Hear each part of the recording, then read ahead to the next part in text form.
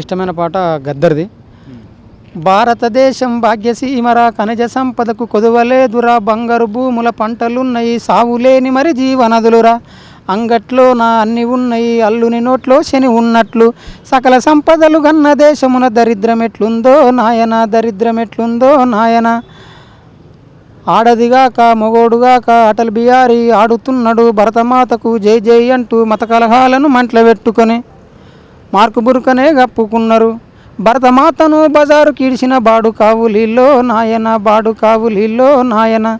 నరహంతకుడు నరేంద్ర మోడీ అవులాగాడు అమిత్ షాగాడు, భరతమాతకు జై జై అంటూ మత కలహాలను మంటలు పెట్టుకొని భరతమాతను బజారు కీడ్చిన బాడు కావులీల్లో నాయన, బాడు కావులీల్లో నాయన.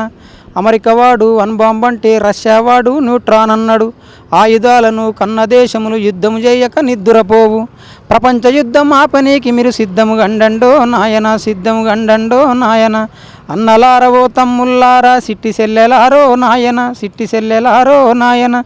ఈ దేశం మనదే సంపద మనదే మనమే ఏలుకోవాలే నాయన, ఈ దేశం మీదే సంపద మీదే మీరే ఏలుకోండో నాయన, మీరే ఏలుకోండో నాయన.